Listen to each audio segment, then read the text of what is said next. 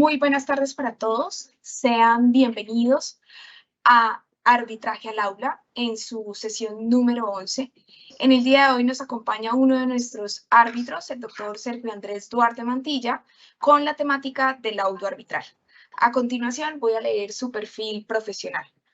Abogado de la Universidad de los Andes, especialista en Derecho Comercial de la misma universidad y gerencia en la Universidad Externado de Colombia, con certificación en negociación. En el ámbito profesional cuenta con una amplia experiencia en estructuración de proyectos y negocios de alta complejidad, tanto internacionales como nacionales, finanzas corporativas, acuerdos societarios, debida diligencia, fusiones, escisiones, adquisiciones, manejo de relaciones entre accionistas e implementación de gobierno corporativo. Doctor Sergio, muchísimas gracias por aceptar esta invitación. Desde la dirección del Centro de Arbitraje confiamos en que el mensaje está llegando a los estudiantes y que están aprendiendo un poco más del arbitraje. Muchísimas gracias, Viviana. Muchísimas gracias a la directora por este espacio que me parece muy interesante, muy bueno llegar sobre todo a aquellas personas que se encuentran estudiando, que se encuentran aprendiendo de estas temáticas, a los que también ya las conocen, reforzar conocimientos o incluso compartir y mejorar el debate que tenemos en esta forma de solucionar conflictos entre diferentes personas. Queremos hoy de hacerlo de alguna manera como una charla, como que sea algo más informal, buscando precisamente o partir de esos asuntos básicos que nos pueden ayudar a todos a tener pues una mejor comprensión de esta forma, de este arbitraje que pues amamos mucho, porque en lo particular a mí me fascina, me ha servido para solucionar conflictos como usuario, en algunos temas societarios, en algunos temas también ya digamos contractuales, y pues obviamente como árbitro también hay una experiencia interesante que, bueno, esperemos que cada vez se convierta más amplia y seguro en esta charla seguiremos hablando de este tema. Así es, Doc. Pues la primera pregunta sería, ¿cuáles son los factores que usted considera al tomar una decisión arbitral? Bueno, eso es muy interesante porque seguro en las sesiones anteriores, como las pueden haber visto o todavía las pueden consultar, pues esto viene mucho desde el inicio, desde la redacción de esa cláusula, ¿no es cierto? O del mismo pacto, que no sea un tema patológico y que digamos uno como árbitro empieza a revisar eso desde el primer momento para saber si uno tiene competencia o no. Y entonces, pues obviamente ahí ya se ha hablado de ese tema, pero empieza entonces uno a analizar desde ese primer momento, bueno, ¿cuál es la delimitación del conflicto que existe? ¿A qué nos tenemos que circunscribir? Y pues obviamente dentro de esos asuntos, pues tenemos que empezar a revisar cuál es la competencia del árbitro único del tribunal para decidir sobre el conflicto. Y entonces ahí uno empieza a hacer ese análisis que si bien es de forma, ¿no es cierto?, de alguna manera uno tiene que coger como con unas tijeras y empezar a recortar, porque pues pueden llegar personas que soliciten temas que están por fuera de la competencia del árbitro, ¿no es cierto? Y entonces uno tiene que empezar a revisar, bueno, aquí este asunto, ¿cómo lo vamos a circunscribir? Y pues obviamente también uno empieza ahí a revisar cuál es, digamos, la forma pactada, si nos toca un arbitraje en derecho o si nos toca un arbitraje en equidad. En mi experiencia nunca me ha tocado un arbitraje en equidad. Algún día estoy seguro que me llegará, me parecería muy interesante, porque implica un análisis muy diferente de lo que uno considera que es justo a eventualmente lo que dicen las normas en derecho. Y yo creo que ahí entonces uno se empieza como a circunscribir en esa decisión que uno va a determinar, ¿no es cierto?, al final del trámite arbitral. Y obviamente pues hay que tenerlo también muy presente, porque si uno se sale de esto, pues hay una causal eventualmente de anulación. Entonces también pues el problema de la anulación, que seguro se abordará un poquito más adelante, tiene que ver en que unas personas confiaron en alguien, que en este caso es el árbitro, y aquí les cuento mi experiencia, confiaron en uno, lo seleccionaron para resolver un conflicto rápido, y lo que menos uno quiere es dos cosas. Lo primero, no resolver el conflicto, ¿no es cierto? Dejar a las partes igual o peor a como ingresaron, ¿sí? De alguna manera eso no nos brinda justicia. Y de una segunda manera, no reiniciarles el tiempo como sucedería con una nulidad ante el tribunal, que para este caso, digamos, sería el tribunal de Bucaramanga, y entonces que termine el tribunal decidiendo, no, es que el árbitro Sergio Duarte se equivocó por X y Y, Z causal, y entonces se tiene que anular el arbitraje. Yo creo que esa es la decisión más complicada que puede existir en este tema para la administración de justicia, porque casi que lleva a uno a las personas de facto a tener que iniciar otra vez todo su trámite, ¿no es cierto?, con el perjuicio en tiempo que eso le genera. Y digamos, a mí me gusta mucho el sentido económico del derecho, porque los temas que uno somete acá tendrán que ver con impactos económicos y con el dinero en el tiempo. Entonces, pues aquí, por ejemplo, no tratamos asuntos de familia, de filiación, todavía no, ¿no es cierto?, que esa competencia, digamos, está para otro tipo de debates y de litigios, pero pues arbitraje no es. Aquí estamos hablando cuando alguien va a un árbitro y se gasta unos honorarios para pagarle unos gastos al centro que tiene una muy buena infraestructura, y para pagar los honorarios a unos árbitros con un conocimiento en la materia, pues espera que la respuesta sea eficiente, sea efectiva, ¿no es cierto?, en ese tiempo. Entonces, esa es una de las cosas que hay que tener presente desde el inicio. ¿Qué otros factores a tener presentes para tomar la decisión?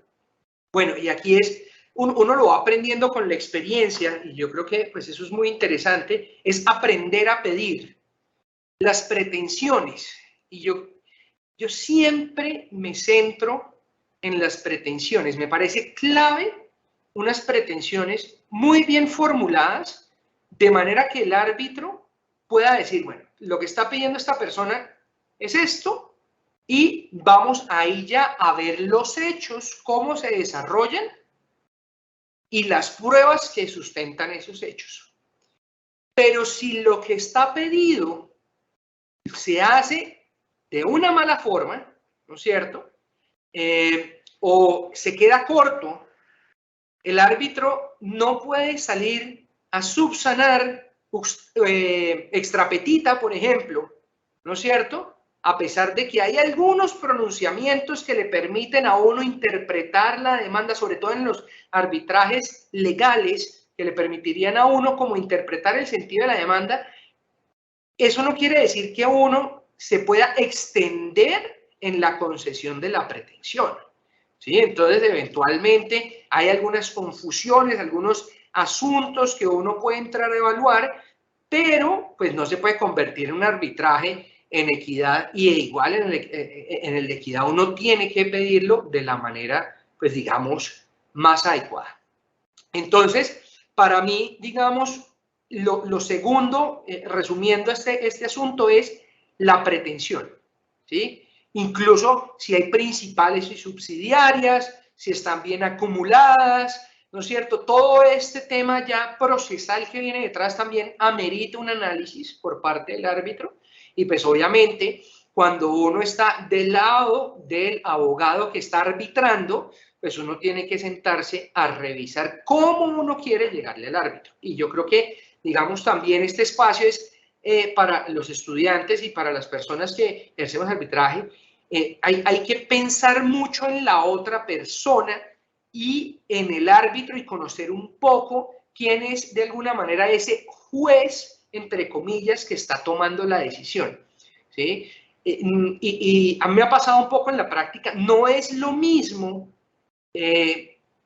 un juez que tenga 30, 40 años de edad, que se formó de alguna manera con medios virtuales, que es una persona versada, que sabe la diferencia entre un mensaje de datos, un PDF, fue nativo en eso, conoce WhatsApp, conoce Telegram, conoce, digamos, este tipo de herramientas, cómo funcionan, a de pronto un juez con algo más de edad que, a pesar de que lo reconocemos todos, han hecho un esfuerzo muy importante por actualizarse, ¿no es cierto? Pues no fueron nativos y les tocó ir aprendiendo, y seguro todos llegaremos allá cuando tengamos esa edad de aprender en las tecnologías, ¿no es cierto? Que vayan surgiendo, pues ir mirando, ¿no es cierto? Esa persona que no es tan versada en los asuntos tecnológicos, llevarlo al extremo de los asuntos tecnológicos puede traer problemas. Entonces, tal vez mirar cómo está conformado ese tribunal o cómo está ese árbitro, ¿no es cierto? Y más o menos cuál es su contextualización y su ejemplo, ayuda mucho, ¿no es cierto?, a que uno le pueda llegar a ese árbitro con unas pretensiones claras y, pues obviamente, de ahí se derivan unos hechos que uno tiene que entrar a revisar. En los hechos, lo mismo, yo considero, digamos, que es muy importante darle al árbitro herramientas y con unos hechos muy claros de lo que se está buscando, ¿sí? Eventualmente, cuando hay temas de líneas de tiempo, es bueno dar esas fechas y que las fechas estén claras para que el árbitro no tenga que ir y después se tenga que volver al hecho 2 y del hecho 2 pasar al hecho 18 y del hecho 18 volver al hecho 15, porque se vuelve complicado de entender cómo se construyó la situación jurídica que se está poniendo en debate. Y obviamente el tema probatorio. El tema probatorio es supremamente importante, ¿no es cierto? Porque pues uno puede tener hechos hermosos, muy bien redactados, pero sin una sola prueba. O con pruebas muy débiles, ¿sí? Entonces, pues obviamente hay situaciones muy interesantes. Y aquí en el tema de pruebas, pues vale la pena entrar en ese debate un poco, y es la virtualidad, y sobre todo en la coyuntura que estamos viviendo. Bueno, ¿cómo hacen los jueces para tener presente lo que está sucediendo en la virtualidad, que no le estén diciendo al testigo qué es lo que está sucediendo, qué es lo que tiene que decir? Y les voy a contar mi experiencia en un arbitraje de este centro. Estaba una de las partes, ¿no es cierto?, rendiendo interrogatorio, ¿no es cierto?, y estaba entonces la otra persona por fuera de cámaras diciéndole lo que tenía que decir. Y era evidente, la persona no era muy versada, entonces fue evidente y pues uno se da cuenta, ¿sí? Y entonces en el momento de que el juez, en este caso el árbitro, pone de alguna manera en el paredón al interrogado, esta persona se queda de alguna manera petrificada. Entonces, hay que tener cuidado con eso porque también los árbitros se dan cuenta, ¿sí? La virtualidad es muy buena y uno empieza a encontrar falencias entre lo que se dice por un lado, lo que le están intentando pasar por el otro, empiezan a existir inconsistencias y entonces uno en la valoración de la prueba empieza a revisar esas inconsistencias, empieza a revisar y a cotejar con las pruebas documentales, por ejemplo, con los peritos, en fin, con ese tipo de situaciones, y pues termina uno analizando todos estos factores para poder llegar a un laudo arbitral. Por supuesto, hay cosas muy interesantes en la etapa de alegatos. Yo sí creo que uno como abogado que intenta convencer al árbitro no tiene que llegar con un argumento sólido. Y es decir, mire, se probó esto, este hecho está probado, esto omitió eventualmente una cosa, entonces también si se omite algo, pues es alguna manera de presentarlo. Entonces uno también puede dar cuenta, bueno, y esta persona, este abogado que está defendiendo esta tesis, ¿por qué no justificó este tema? Ah, mire que el otro sí lo puso en evidencia en el otro alegato. ¿Qué sucedió ahí? Y entonces ahí uno empieza a hilar puntos para ver qué fue lo que realmente sucedió y poder llegar a una decisión que les ayude, ¿no es cierto?, a las partes, pues, a dirimir su controversia. Yo creo que esos son los factores claves que uno como árbitro tiene en cuenta, al menos yo tengo en cuenta para tomar una decisión. Perfecto, Doc. Y justamente conforme a esta respuesta, quiero aprovechar el público que tenemos, que sabemos que son estudiantes, que sabemos que son recién egresados. En su criterio, ¿cuáles son esos componentes que tiene que sí o sí tener un abogado para que pueda litigar en arbitraje y para que pueda llegar a una decisión que sea conforme a lo que su cliente desea? ¿Qué es lo que usted dice? El que vaya a litigar en arbitraje tiene que estar consciente de esto para que obviamente el resultado y su decisión sea lo que más le favorezca a su cliente. Qué pregunta tan interesante. Lo primero que yo creo que tienen que conocer son nociones procesales. Es decir, esto es un proceso, ¿sí? Hay que entender las etapas, hay que entender qué sucede en cada lado. Eso es como lo primero. Uno tiene que saber procesar. Lo segundo es saber el derecho sustancial que uno está buscando. Y es ese complemento, ¿no es cierto? Ese fondo que uno, si está en arriendos, saber cuáles son las normas aplicables a los arriendos. Si está en un conflicto de socios, entender cuál es ese conflicto entre los socios, ¿no es cierto? Si está en un tema inmobiliario, saber cuáles son las normas aplicables al caso. Entonces hay que entender lo primero, lo procesal, y lo segundo, lo sustancial del caso, ¿sí? Eso, digamos, me parece clave. Además, me parece importantísimo algo más que se suele pasar por alto, y es el conocimiento del reglamento del centro en el caso de que exista un acuerdo sobre la aplicación del reglamento. Porque muchas veces se pasa por alto el reglamento y llegan escritos de las partes mencionando una norma, eventualmente del estatuto arbitral, el Código General del Proceso, que no es tal cual la que señala el reglamento. Y entonces, en el tema procesal, y eso se hila ahí muy interesante, tienen una pérdida de ese argumento. La sensación que le queda al árbitro es: esta persona está con muchas cosas o de pronto lo pasó por alto, ¿no es cierto?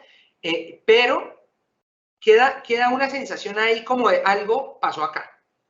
Entonces, me parece supremamente clave conocer lo procesal general, ¿sí? El tema de pruebas, admisión, en fin, todo lo que tiene que ver con el procedimiento general, el derecho sustancial que está involucrado, ¿sí?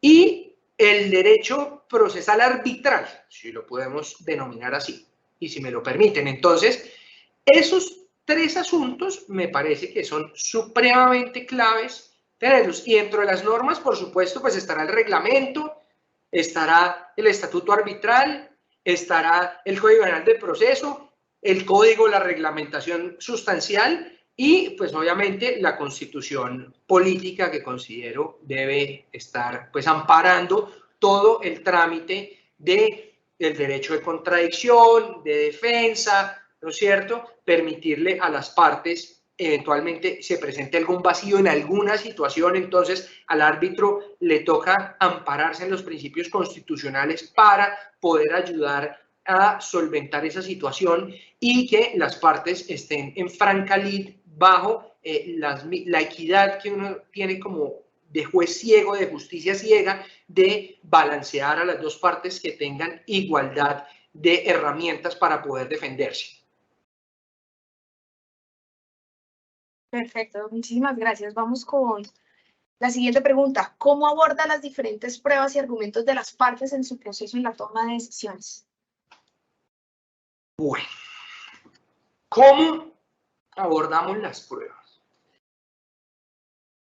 Es un tema, digamos, muy importante, el tema probatorio, porque desde el momento en que se presenta la demanda o se contesta, ya uno tiene una idea de por dónde va la situación. Entonces, si hay unas pruebas, como lo dice el Código General del Proceso, que van a ayudar, ¿no es cierto?, que son conducentes, que ayudan que son pertinentes, ¿sí?, ayudan a resolver el caso, uno empieza a decir, mire, qué buena estructuración, ¿no es cierto?, tiene esta solicitud, tiene esta pretensión, y entonces uno empieza a mirar, bueno, mire, esta prueba está atada a los hechos tal, tal, tal y tal. Esta prueba queda con esto y esto y esto. Y entonces uno puede empezar a cotejar los hechos que existen con las pruebas que se aportaron, y si no se desvirtúan estas pruebas, ¿no es cierto? Obviamente entonces uno ya empieza, a medida que avanza el proceso, a tener una noción de cómo puede terminar, ¿sí? Obviamente esto puede cambiar, y hay una etapa muy interesante de los argumentos, y aquí me va el argumento porque uno puede tener una idea cuando llega a la parte final del proceso, donde ya se agotó toda la etapa probatoria, donde ya no se discute ninguna evidencia adicional, llega uno ahí y entonces uno dice, bueno, yo más o menos creo que este tema va por acá, pero vamos a verificar las partes que tienen que decir en sus argumentos, ¿sí? Y aquí entonces, uno como árbitro en los argumentos, o al menos yo aquí les cuento mi experiencia, uno empieza a ver qué de lo que uno pensó, efectivamente una parte lo señala, u otra parte se lo desvirtúa. Y entonces uno dice, ah, no, mire, sí, efectivamente esta prueba hay que verla de esta otra manera. Efectivamente esto tiene que salir acá. O esto se hila con este otro punto, y entonces empieza uno a cruzar hechos y a contracruzarlos entre ellos. No, mire, esto sí resulta aprobado, no, esto sí está excepcionado. Entonces, ahí esto nos lleva, digamos, a que la etapa de argumentos sea muy importante, y sobre todo que sea una etapa muy clara. El mismo caso que le comentaba ahorita, uno ve que una parte llega muy bien preparado, tiene un argumento sólido, además no necesariamente lo está leyendo, pero tiene una coherencia que a uno lo involucra en el relato, ¿sí? Y entonces uno empieza a decir, ah, mire, y uno está pendiente de lo que está diciendo esta parte. Mientras que sucede con otros argumentos u otros alegatos, donde llega una parte que no llega muy preparada, ¿sí? Y no necesariamente porque sea un mal abogado, pudo tener una situación personal también, y eso uno lo tiene que tener presente, ¿sí? Uno no se puede sesgar por eso, pero sí puede llegar mal preparado, y entonces empieza a divagar, repite la idea 3 veces, o la repite una vez con un argumento y otra vez con un argumento diferente, que se chocan y hay una incongruencia en su argumentación. Entonces uno empieza a decir, esto como que no me está sonando, ¿sí? Y entonces uno, como ya más o menos tiene, y uno tiene además que tener de alguna manera un laudo casi que con los alegatos, porque es casi que inmediato, ¿no es cierto?, que tiene que salir ese laudo. Entonces uno empieza a decir, mire, si va por este lado, no, esta persona está presentando inconsistencias en esto, hay que revisar esta situación, y eventualmente uno se confunde, y entonces no es como la mejor manera. Entonces los argumentos, los alegatos a mí me parecen supremamente claves para lograr convencer al árbitro de la tesis que uno probó a lo largo del proceso. Y todo ese trabajo dispendioso que se hizo de la investigación, de levantar información, de lograr que los testigos, de invertir unos dineros de pronto en un peritaje, en una serie de pruebas, en gastar tiempo, en fin, una serie de situaciones que uno invirtió, es el momento cumbre para uno en 10 minutos lograr convencer al árbitro de estos temas. Y yo creo que en la mayoría de casos, uno en 10 minutos, con unos argumentos muy sólidos, uno logra convencer al juez de la posición que uno tiene. ¿Sí? Es muy extraño que uno tenga que gastarse, pedirle tiempo adicional al árbitro y se vuelve a audiencia, a menos de que sean temas muy complejos que lo ameriten. Y aún así, pues obviamente tenemos también árbitros con mucha experiencia en estos temas de, por ejemplo, contratos estatales, ¿no es cierto?, donde hay temas ingenieriles, hay una serie de información muy compleja que obviamente amerita eventualmente sentarse en varios de esos puntos para decir, y donde además pueden existir diferentes pretensiones. Entonces, de muy gran calibre, de billones de pesos, entonces hay que, digamos, ahí, yo creo que sí, mirar cuál es el arbitraje, mirar cuál es la situación, mirar lo que hemos visto de cuál es, digamos, el derecho que se está pidiendo y, pues, obviamente, tener claro todas estas situaciones. Entonces, respecto de las pruebas y los argumentos o los alegatos, le diría eso, le diría que, en resumen, hay que tener muy buenas pruebas, pruebas sólidas y un muy buen argumento para cerrar y convencer al árbitro de la tesis. O sea, Doc, que usted es de aquellos árbitros que piensan que en la audiencia de alegatos ya tenemos un sentido de fallo. Yo pienso que uno llega a validar muchas situaciones que uno tenía pensadas. No como tal el fallo, digamos, pero sí uno ha visto, digamos, y a lo largo del proceso uno ha visto pruebas, uno ha visto situaciones y uno, esta parte, mire, más o menos probó esto, esta parte probó completamente esto, esta otra parte no probó esto, ¿no es cierto? Entonces uno llega con una idea y uno llega o a desecharla o a ratificarla.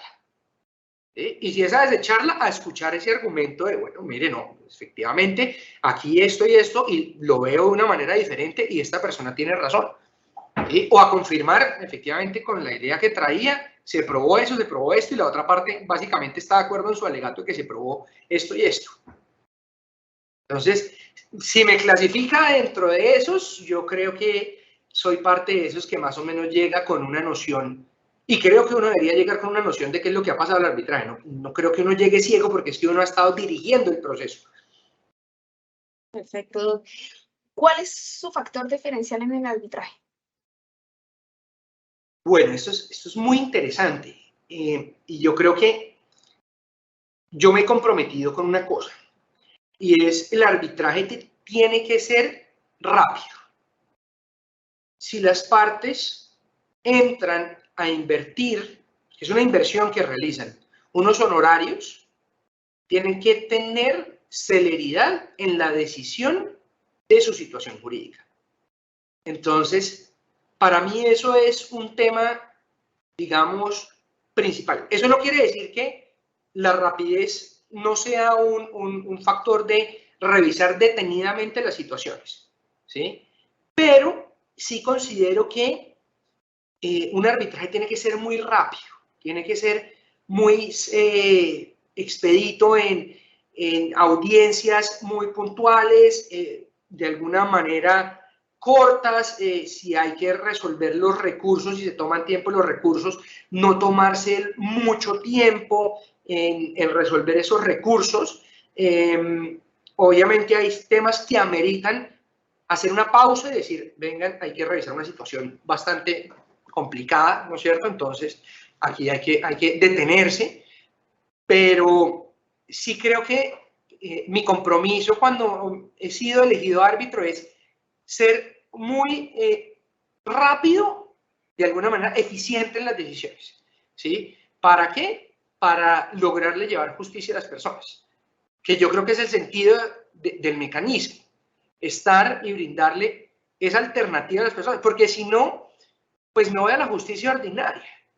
¿Sí? Es que, fíjese, uno le hace un análisis económico a un arbitraje. Póngale, usted tiene 100 millones de pesos en litigio.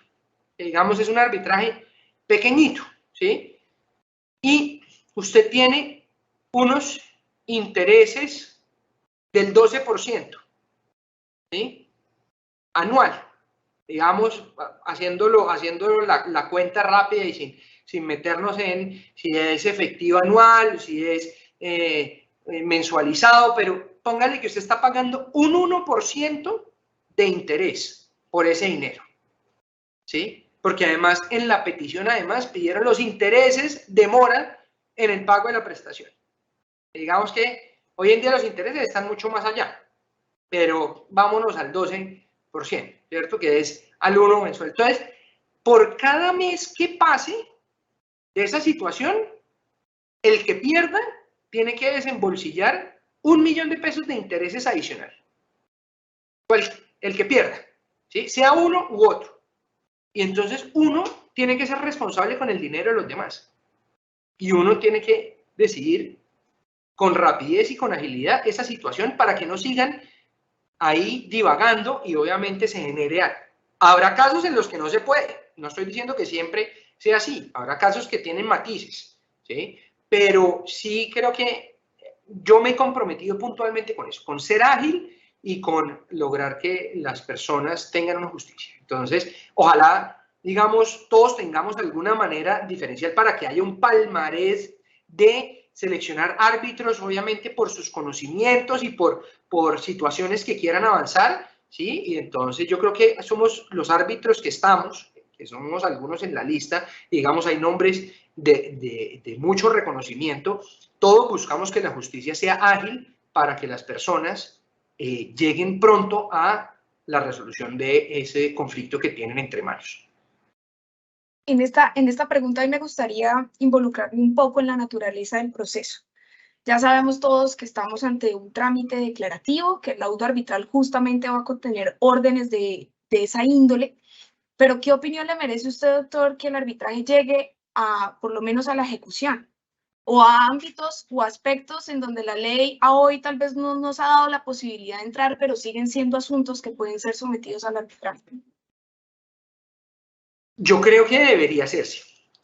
Es decir, yo creo que debería poderse, ¿no es cierto?, vincular. Y tal vez en el único aspecto donde vería muy complicado la situación de un arbitraje es cuando hay indeterminados. Y partiría de ese hecho. Pero si todas las partes están determinadas, yo sería partidario de poder acordar un pacto para someter los asuntos a arbitraje. ¿Por qué? Porque obviamente, no sé, por ejemplo, en un caso de filiación puede existir una situación que obviamente requiere, ¿sí?, de unas circunstancias adicionales.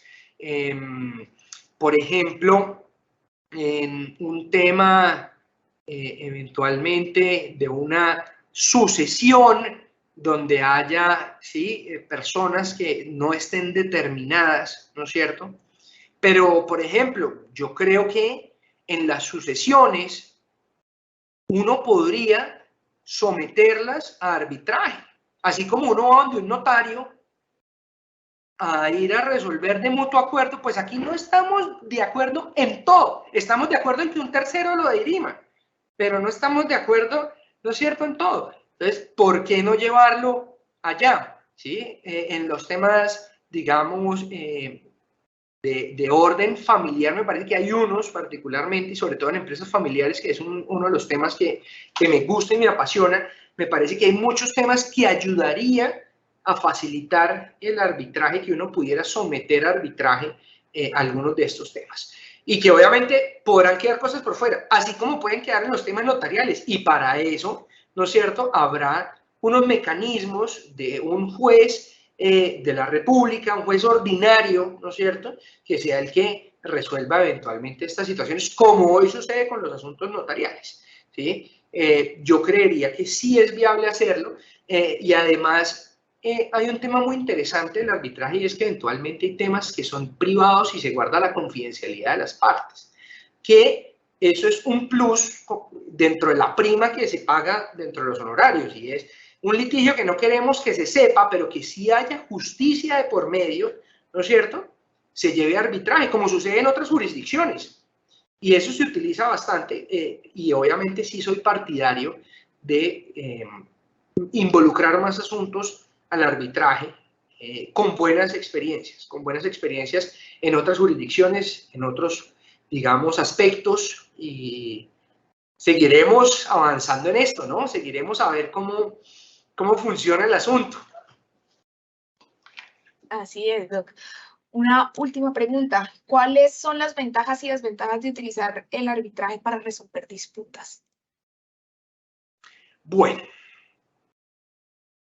ventajas. Yo me voy un poquito antes, de las ventajas. Yo me voy a la selección del apoderado judicial. Vamos, yo creo que seleccionar, si uno va a un arbitraje y selecciona un buen apoderado judicial, va al menos con una muy buena lucha al debate jurídico. Porque un buen abogado le va a decir, sí, efectivamente tenemos mérito para abordar este tema, o definitivamente no vale la pena intentarlo, más bien cerremos el asunto acá.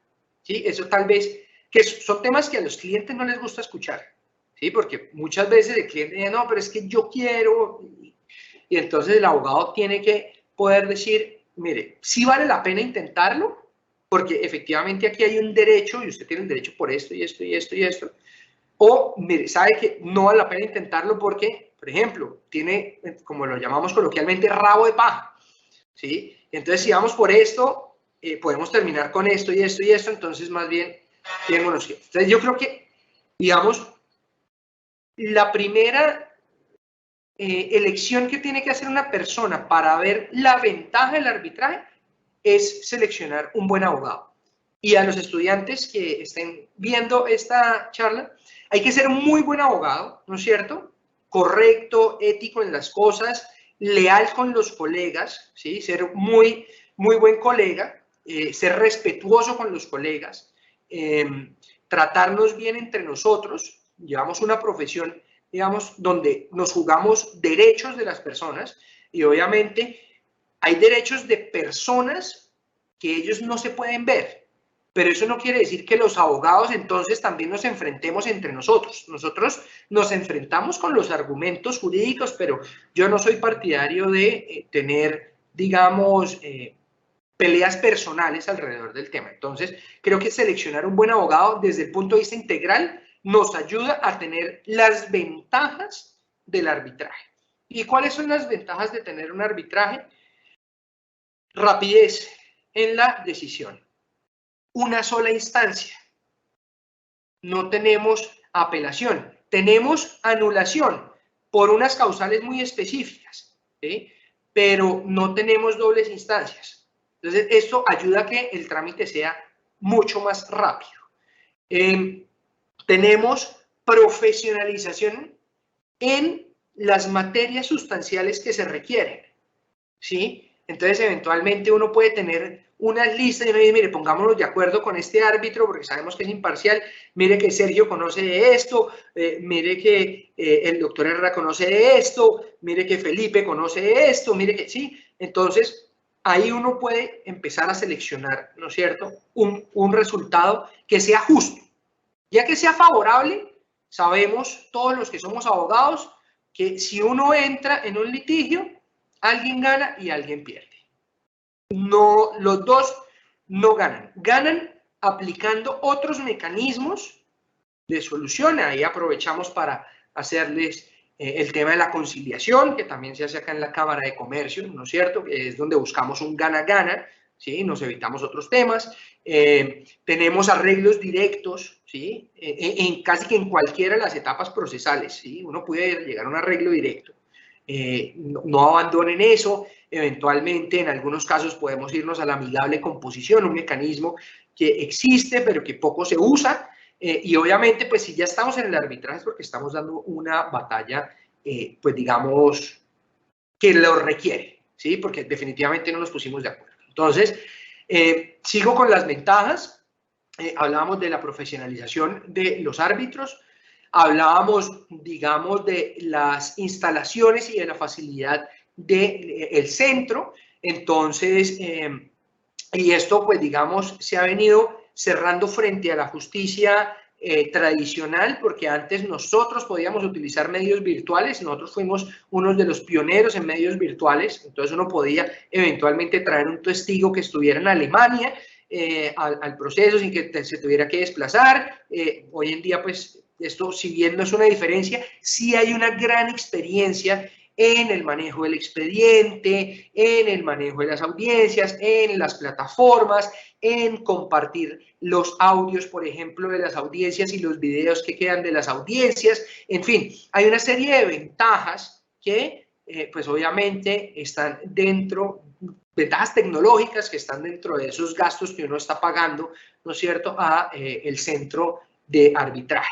Y finalmente, pues yo creo que es un mecanismo muy íntegro en el sentido de que pues, hay un proceso de selección de las personas que están ahí, digamos, muy bien ponderado, con diferentes capacidades, con diferentes conocimientos, y eso lo lleva, digamos, a que uno pueda escoger el juez. Es que lo bonito del arbitraje es que uno puede escoger el juez, ¿sí? Que no lo utilicen las partes, eso es otra cosa, pero que uno pueda, uno cuando va a la justicia tradicional, a uno por reparto le cayó en el juez que le tocó.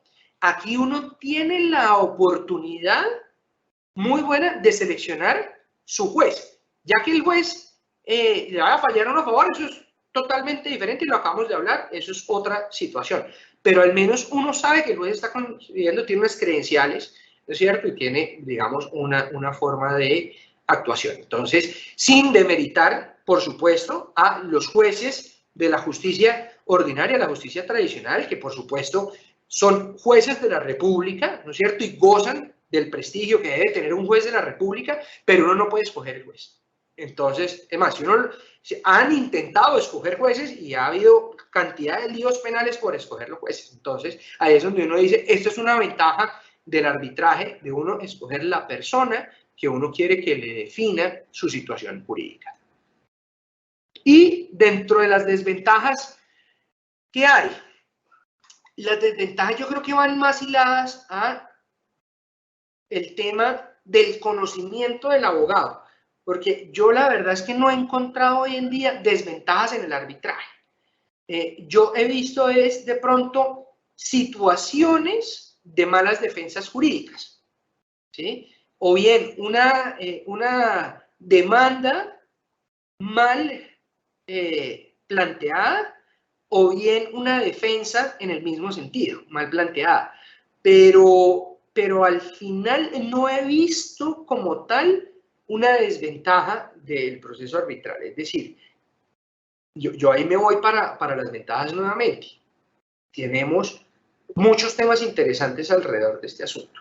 Entonces, creo que con eso te buscaría responder la inquietud. Como ves, yo soy un apasionado del arbitraje, me fascina el mecanismo. Ojalá más personas lo utilizaran cuando realmente se necesite. Y obviamente, aquí aprovecho la cuña, si me seleccionan a mí, pues aprovechamos para sacarlo rápido y bien hecho, ¿sí? Entonces, creo que es lo que los árbitros tenemos que buscar y darle esa confianza a las personas. Nosotros nos vestimos con la misma toga de un juez del circuito. Es decir, es una jerarquía muy interesante, ¿no es cierto?, para poder tomar esas decisiones. Entonces, fíjense que una persona, un juez de la República, tiene unos conocimientos, tiene unas credenciales, tiene una formación, tiene una experiencia muy específica, y los árbitros entonces estamos de alguna manera asumiendo también esa gran responsabilidad de representar la justicia, que es uno de los pilares del Estado Social de Derecho. Perfecto, doctor Sergio. Muchísimas gracias por su participación, por proponer esta forma diferente de abordar arbitraje al aula en su sesión número 11.